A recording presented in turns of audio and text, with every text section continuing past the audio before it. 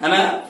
तो गुरु नानक द्वारा लिखा गया जो शीर्षक है, आपका पहला शीर्षक है, राम नाम बिनु बिरथे जागी जन्मा, है ना। राम नाम बिनु बिरथे जागी जन्मा, मतलब कि राम नाम के बिना जीवन व्यर्थ है। इसका मतलब होगा राम नाम के बिना जो है जीवन व्यर्थ है। खैर ये शीर्षक का नाम है, एक और इसमें है शीर्षक जो बताएंगे भी। तो सबसे पहले हम लोग को जानकारी रखना है किसके बारे में, गुरु नानक के बारे में। किसके बारे में? गुरु नानक का चित्र आप देख रहे होंगे, यही है कवि, इसका नाम क्या है? गुरु नानक। गुरु नानक का जन्म हुआ था 1469 ईस्वी में। कब हुआ था? गुरु नानक का जन्म कब हुआ? याद कर लेना है, ठीक है। 1469 में गुरु नानक का जन्म हुआ था। आपको 4 से 5 नंबर का क्वेश्चन जरूर इसे मैच करेगा। 2 ऑब्जेक्टिव और 2 नंबर का 1 या 2 सब्जेक्टिव जरूर मैच करता है। मैच हुआ भी है, ठीक है। 2026 में भी हुआ, 2025 में भी हुआ है। आधा से आधा क्वेश्चन रहता है इस पर, जितना हम लोग पढ़े हैं गद्य खंड, पद खंड से भी क्वेश्चन आधा रहता है लगभग, ठीक है। इसे ध्यान से सुनना है, ठीक है। 12 का मतलब चैप्टर है, 12 को बढ़िया से 12 दिन में खत्म कर देना है। तो आज हम पढ़ रहे हैं गुरु नानक द्वारा लिखा गया शीर्षक का नाम है राम नाम बिनु बिरथे जागे जन्मा। इसका गुरु नानक का जन्म कब हुआ था? 1400 में। और मृत्यु कब हुई थी? 1539 में। इसको याद कर लेना बढ़िया से। जन्म 1469 ईस्वी को और मृत्यु, जन्म कब हुआ? मृत्यु कब हुई? 1539। याद रहेगा? जन्म कब हुआ? मृत्यु कब हुई? जन्म स्थान कहाँ जन्म लिए? तलवंडी ग्राम, जिला लाहौर, जो आज पाकिस्तान में। आज अभी 1469 में जन्म लिए थे। उस समय पाकिस्तान थोड़े अलग हुआ था। तो कहा जन्म थे? तलवंडी ग्राम, जिला लाहौर। तलवंडी ग्राम, जिला लाहौर। गुरु नानक का जन्म कहाँ हुआ? कब हुआ? मृत्यु कब हुई? समझ आ रहा है जी? जन्म कब हुआ? मृत्यु कब हुई? जन्म कहाँ हुआ? पिता का नाम कालू चंद खत्री। पिता का नाम क्या है? इसका गुरु नानक के पिता का नाम क्या है? माँ का नाम क्या है? तृप्ता। माँ का नाम क्या है? तृप्ता। माँ का नाम क्या है? किसकी बात मैं कर रहा हूँ? बात कर रहा हूँ। किसकी बात कर रहा हूँ? गुरु नानक के माँ के नाम है तृप्ता, पिता का नाम है कालू चंद खत्री और पत्नी है सुलक्षणी, मतलब बोलिए कुलक्षणी, है ना। पत्नी का नाम क्या है बाबू? सुलक्षणी। सही लक्षण वाली है क्या? किसकी पत्नी का नाम? गुरु नानक। गुरु नानक के पिता का नाम कालू चंद खत्री, माता का नाम तृप्ता और पत्नी का नाम, ठीक है। और इनकी रचनाएं जो लिखे हैं जपू जी, आशा दीवार, याद रहेगा ना जी? जपू जी, रहीरास और सोहिला। याद रहेगा? रहीरास क्वेश्चन पूछे हुआ 2026 में। किनकी रचना है? समझे ना? जपू जी किनकी रचना है? आशा दीवार किनकी रचना है? और सोहिला किनकी रचना है? याद रहेगा जी आप लोगों को? गुरु नानक जो कवि है उनकी जो रचना है जपू जी, आशा दीवार, रहीरास और सोहिला, ठीक है। अब इससे आगे बढ़ते कुछ इसके बारे में हम जानेंगे।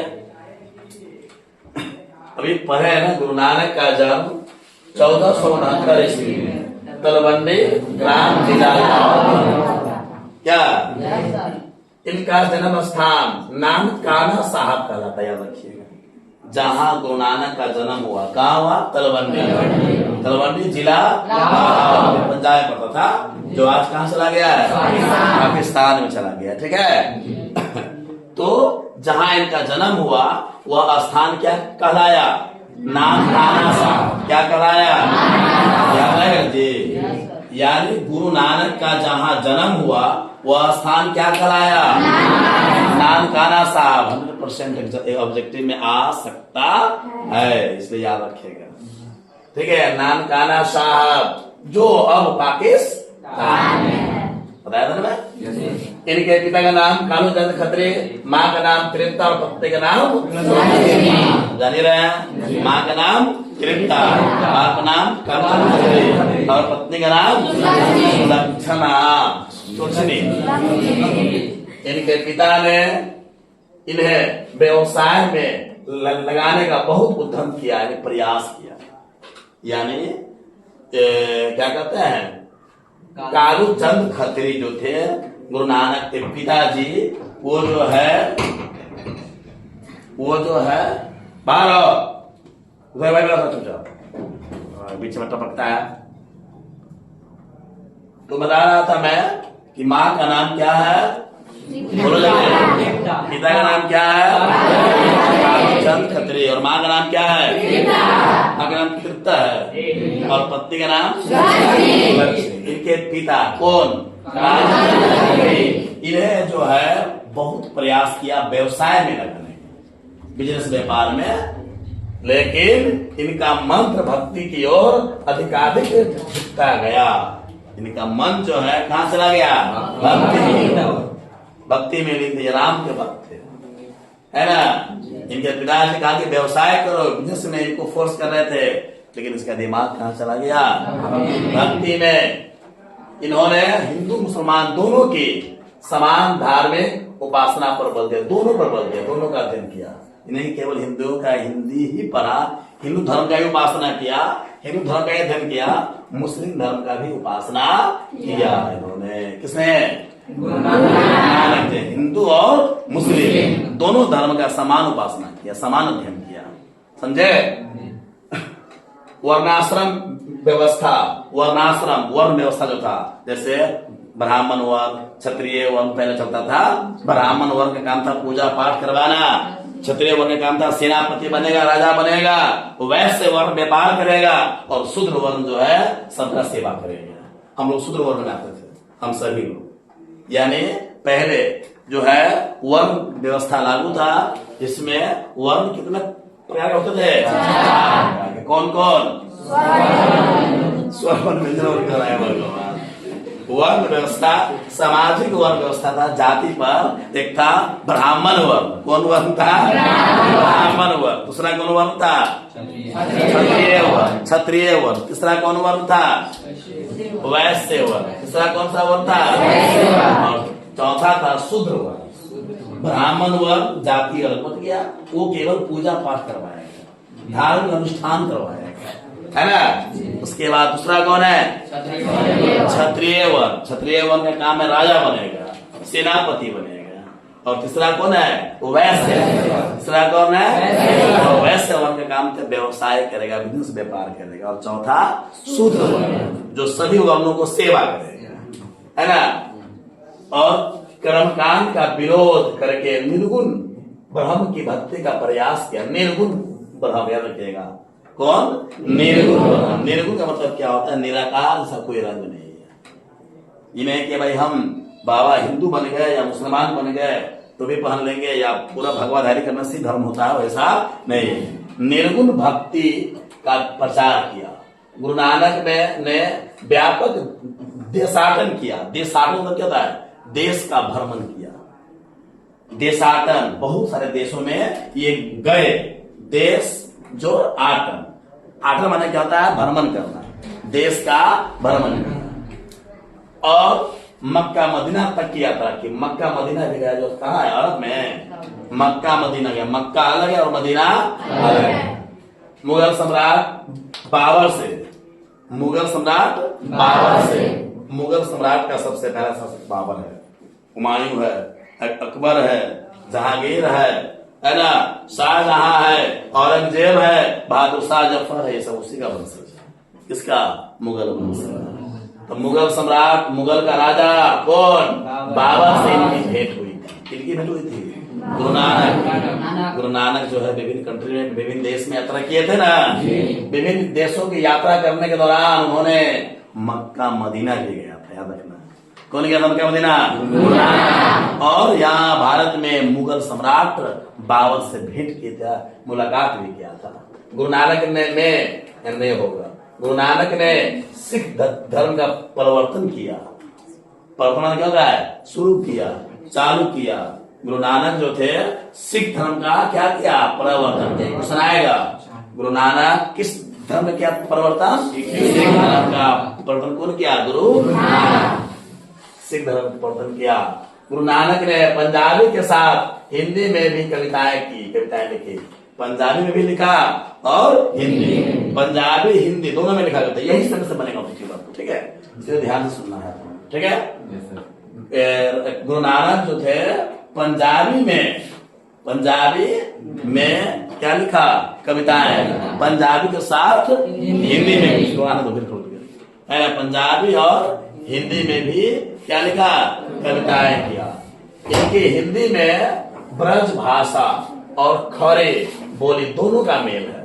हिंदी में ब्रज भाषा, खरी बोली दोनों का क्या है? मेल है। इनकी कविताएं में ब्रज भाषा भी है और क्या है? खरी बोली भी है। इनके भक्ति और विनय के पद बहुत मार्मिक है। इनके दोहों में जीवन को अनुभव उसी प्रकार गुथे हैं जैसे कबीर की रचनाओं में। जिस प्रकार से कबीर की रचना में जीवन का अनुभव दर्शाता है, उसी प्रकार से गुरु नानक के भी दोहा में जो है जीवन के अनुभव जो है गुथे हुए हैं। लेकिन इन्होंने उकटबाशी शैली नहीं अपनाई। इनके उपदेशों के अंतर्गत गुरु की महत्ता, संसार के क्षण भंगुरता, ब्रह्म की सर्वशक्तिमाता, नाम जप की महिमा, ईश्वर की सर्वव्यापकता आदि बातें मिलती है। इनकी रचनाओं का संग्रह सिखों के, याद रखिएगा, सिखों के 5वें गुरु कौन है? अर्जुन देव। गुरु गोविंद सिंह 10वें गुरु थे। सिखों के 5वें गुरु कौन थे? अर्जुन देव। याद रखना है आप लोगों को। सिखों के किसके? सिखों के 5वें गुरु कौन थे? अर्जुन देव। याद रहेगा? पूछा गया कई बार। सन 1604 ईस्वी में किया, जो गुरु ग्रंथ साहिब के नाम से प्रसिद्ध हुआ। यानी 5वें गुरुदेव संग्रह, इनकी रचनाओं का संग्रह कौन किए? सिखों के 5वें गुरु अर्जुन देव। कब किए? 1640। कब किए? 1640। क्या कहलाता है? गुरु ग्रंथ साहिब। क्या कहलाता है? गुरु ग्रंथ साहिब। हाँ, गुरु नानक की रचनाएं हैं। जब पूज्य आचार्य बाबा किए हैं राजी रास और सोहेल, कहते हैं कि सन 1539 में, याद रखिए कब? 1539 में वाहे गुरु कहते हुए अपने प्राण त्याग किए। बताया था आपको कि गुरु नानक की मृत्यु कब हुई थी? 1539 में। क्या कहते हुए अपना प्राण त्याग दिए? वाहे गुरु बोलते हुए इस दुनिया से उस दुनिया में चले गए। निर्गुण निराकार ईश्वर के उपासक गुरु नानक हिंदी के निर्गुण भक्ति धारा के एक प्रमुख कवि है। निर्गुण भक्ति धारा के एक प्रमुख कवि है। कौन? गुरु नानक। पंजाबी मिश्रित, पंजाबी में ब्रज भाषा में रचित इनके पद सरल सच्चे हृदय की भक्ति भावना में डूबे उद्गार है। इन पदों में कबीर की तरह प्रखर सामाजिक विद्रोह भावना भले ही न दिखाई पड़ती हो, किंतु धर्म उपासना के कर्म कांड मूलक सांप्रदायिक स्वरूप की आलोचना तथा सामाजिक भेदभाव के स्थान पर प्रेम के आधार पर सहज सद्भाव की प्रतिष्ठा दिखाई पड़ती है। गुरु नानक के पद वास्तव में प्रेम एवं भक्ति के प्रभावशाली मधुर गीत है। प्रेम और भक्ति के पर प्रभावित गीत है किनका? गुरु नानक का। यहाँ गुरु नानक के ऐसे 2 महत्वपूर्ण पद प्रस्तुत है। यहाँ जो हम लोग पढ़ने जा रहे हैं उसमें गुरु नानक के ऐसे 2 महत्वपूर्ण पद प्रस्तुत है। प्रथम पद है बाहरी वेशभूषा, पूजा पाठ और कर्म कांड के स्थान पर सरल सच्चे हृदय से राम नाम के कीर्तन पर बल देता है। पहला जो पद है, पहला जो शीर्षक है, वो समझिए बाहरी वेशभूषा, वेशभूषा चुने होता है, पूजा पाठ, कर्म कांड के स्थान पर, इस तीनों के जगह पर वेशभूषा, आदमी के भेष रख लेने से महान साधु नहीं बन जाता है। क्या गलती बोलेंगे, सही बोले? बहुत पूजा पाठ कर रहे हैं, करवा रहे हैं, अंदर से मन में गड़बड़ी है, तो फिर कोई फायदा नहीं। क्या कर्मकांड के जगह पर उसने क्या बोला कि सच्चे हृदय से, सच्चे मन से राम नाम के कीर्तन पर बल दिया। राम नाम का कीर्तन करिए, राम नाम का जप करिए, क्योंकि राम नाम कीर्तन ही सच्चे स्थानीय शांति देकर व्यक्ति को इस दुखमय जीवन के पार पहुंच पाता है। सच्चे मन से यदि राम का नाम लेते हैं तो आपको दुख से बेड़ा पार लगाता है। और दूसरा पद है, दूसरा पद में सुख दुख में एक समान उदासीन रहते हुए मानसिक दुर्गुणों से ऊपर उठकर अंतःकरण की निर्मलता हासिल करने पर बल दिया गया है। मतलब कहने का यह हुआ कि दूसरा जो इसमें शीर्षक है उसमें बल दिया गया है कि दुख और सुख दोनों में एक समान रहिए, नहीं कि दुख आ गया तो रो रहे हैं और सुख है तो उछल रहे हैं। अब होता है बहुत सारे लोग, है ना, तनका सा खुशी मिला, लगा बम फटका छोड़ने, फिर कल होकर रोने लगता है। ऐसा नहीं होता है। तो सुख में और दुख में एक समान रहना चाहिए, उदासीन रहना चाहिए, यही चीज माना है। संत कवि गुरु की कृपा प्राप्त कर इस पद में गोविंद से एकाकर होने की प्रेरणा देखा गया है। तो चालू करें। अब यही है पहला पद, यही इनका गुरु गोविंद गुरु नानक का पहला जो है, राम नाम बिनु बिरथे जागी जन्मा। राम नाम बिनु बिरथे जागी जन्मा का अर्थ दिया हुआ है कि राम नाम के बिना इस संसार में जन्म लेना फालतू है। समझिए? पहला दोहा ये किया कथन किनका है? उर्दू में लिया है, संस्कृत पढ़ना है। राम नाम के बिना इस संसार में जन्म लेना व्यर्थ है। दूसरा क्या है पद? भिक्षु खावे। याद रखिएगा, आपको पढ़ना है, कर जाएगा, ठीक है? पढ़ेंगे समझ में आ जाएगा, याद कर रखेंगे इस चीज को, ठीक है?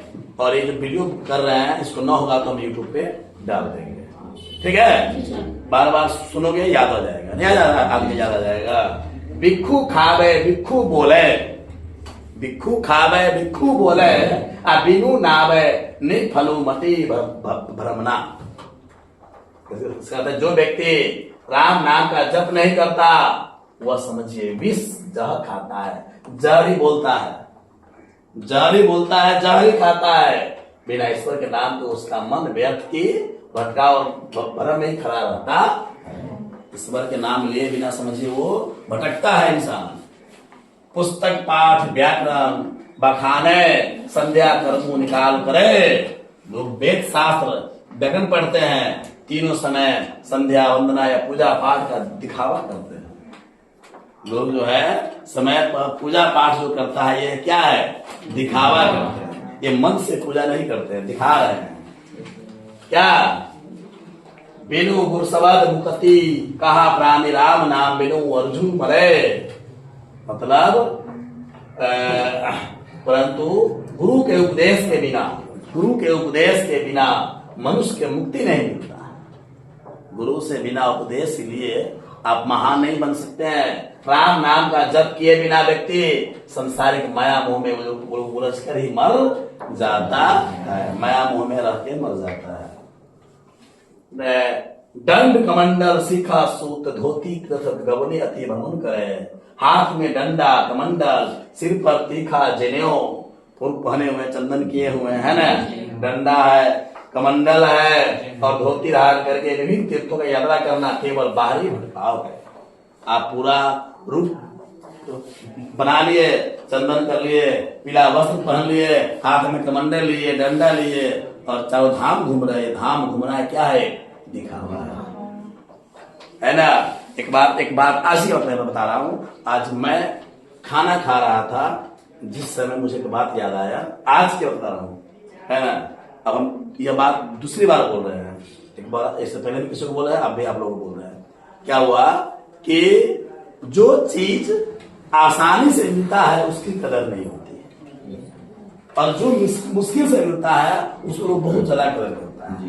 कहे मैं धर्म कर रहा हूँ, मैं यहाँ जा रहा हूँ, वहां जा रहा हूँ, ये हिमालय पर्वत गया, वहां धर्म, वहां फलना का दर्शन किया, ये दर्शन किया, ये क्या है? दिखावा ही है ना। सबसे बड़ा धर्म जो आपको आसानी से मिलेगा आपके माता पिता का चरण, उसकी वैल्यू ही नहीं है। माता पिता आसानी से मिल जाएगा ना जी। आपके सबसे बड़ा धर्म तीर्थ या स्थल आपके घर में है, सबसे बड़ा देवता आपके घर में है, लेकिन उसकी कदर नहीं है क्योंकि वो आसानी से मिल रहा है।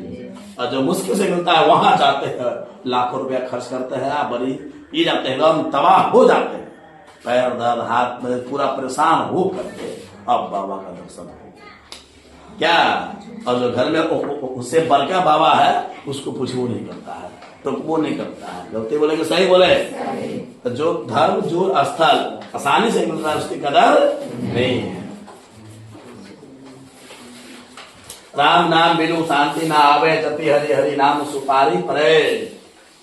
मतलब है कि राम नाम का जप किए बिना मन को शांति नहीं मिलती। केवल ईश्वर का नाम जप कर ही मनुष्य संसार सागर से पार उतर सकता है। जटा मुकुट तन भस्म लगाई, वसन छोरी तन नागन बाबा भाया। जो लोग जटा बढ़ाकर मुकुट जैसा बना लेते हैं, शरीर पर भस्म रमा लेते हैं और वस्त्र त्याग नंगे घूमते हैं। जेते जिया अंत जंत जल थल, महियल जत्र तत्र तू सर्व जिया।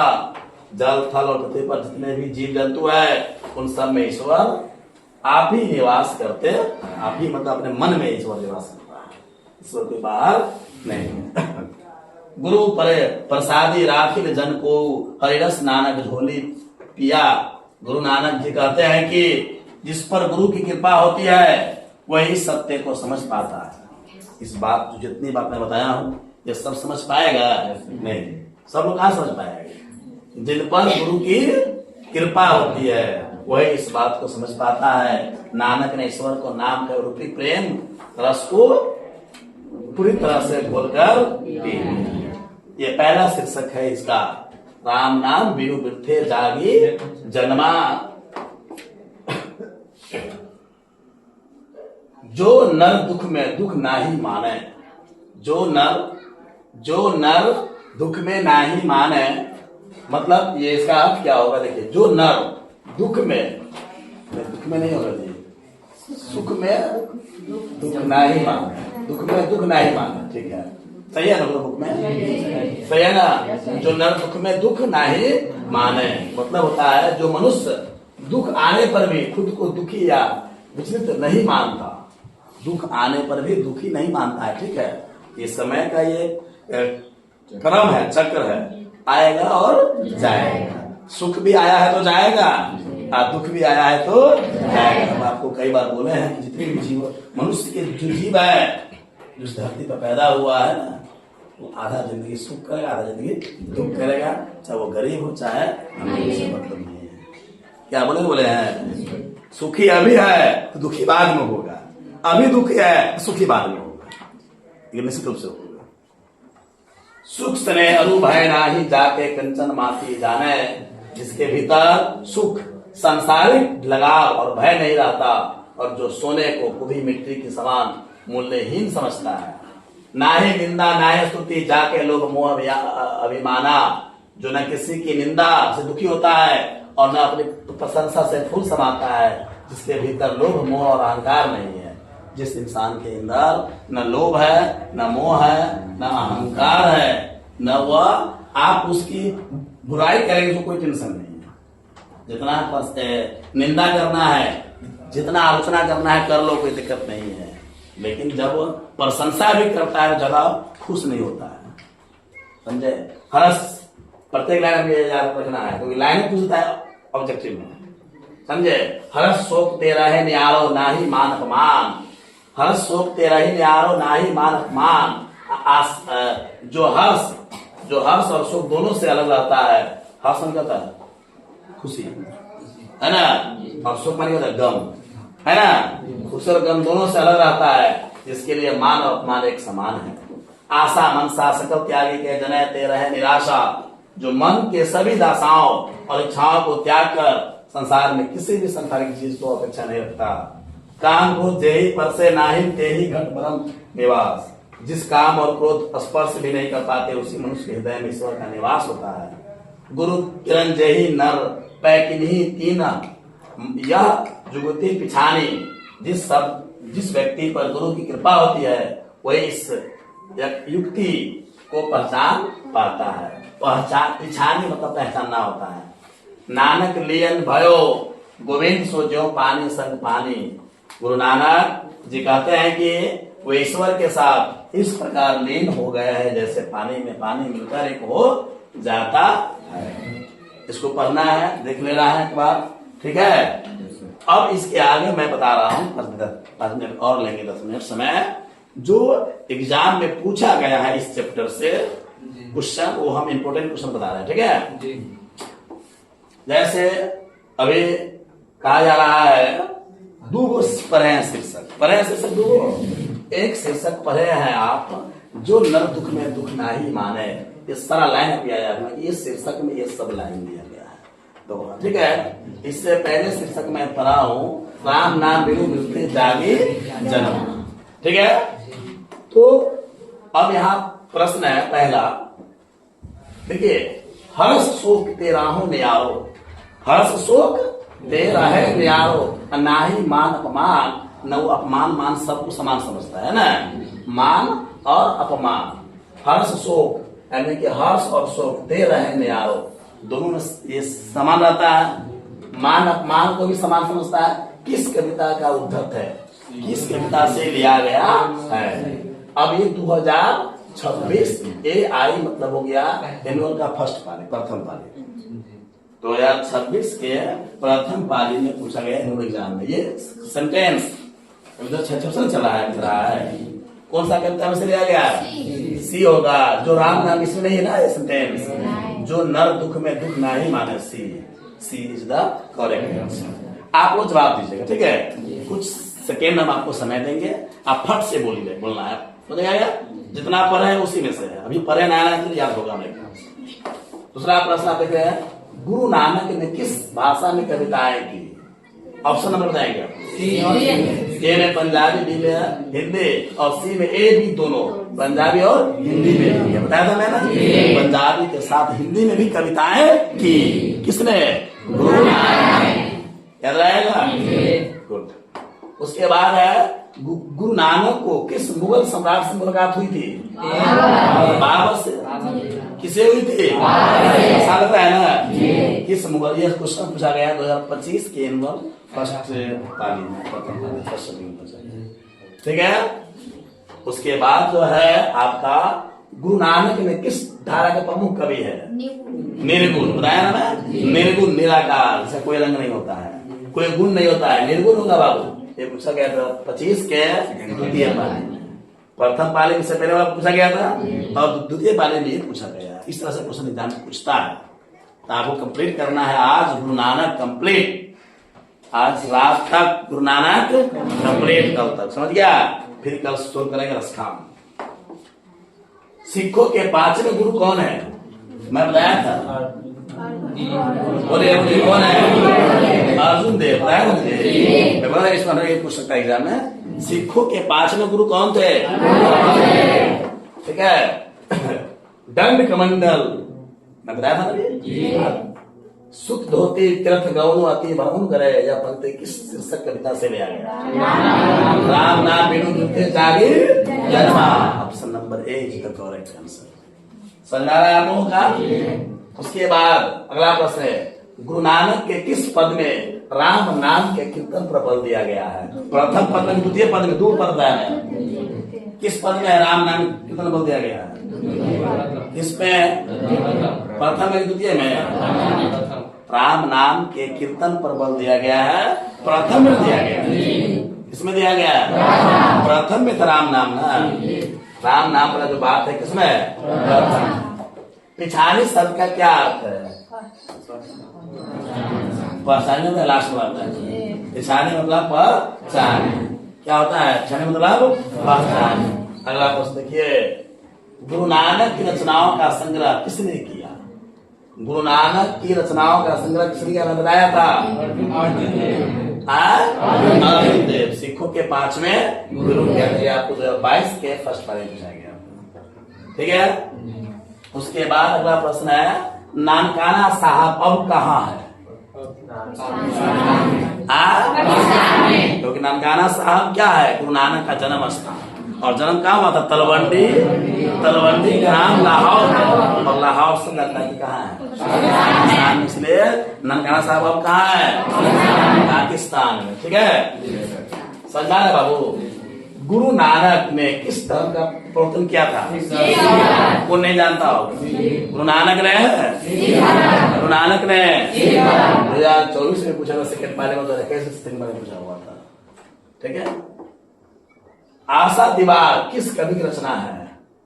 आशा दीवार बताया था ना, जप्पू जी, आशा दीवार, एवं कौन था रे? रहीला, सोहिला, ये सब किनकी रचना है? नानक की। तो इसमें कौन है? नानक की रचना है आशा दीवार। Option number D. Guru Nanak Punjabi के अलावा किस भाषा में कविताएं लिखे? ये पूछा गया 2021 के एनुअल एग्जाम फर्स्ट सिटिंग में। समझ आ रहा है बाबू? किसके बिना प्राणी को मुक्ति नहीं मिलती है? मूर्ति पूजन के बिना, कर्मकांड के बिना, गुरु ज्ञान के बिना, तीर्थ यात्रा के बिना। कर्मकांड के बिना मुक्ति नहीं मिलेगा, कर्मकांड करेंगे तब मुक्ति मिलेगा। गुरु ज्ञान के बिना मुक्ति नहीं मिलता। बताया था ना जी, गुरु के उपदेश के बिना मुक्ति नहीं मिलता है। बिना गुरु के कैसे पढ़ जाएगा? क्या कर्मकांड पूजा पाठ करने की जरूरत नहीं है। सबसे बड़ा देवता इंसान के लिए माँ बाप होता है, उसके बाद गुरु, उसके बाद भगवान। लेकिन सब कुछ रखता है भगवान की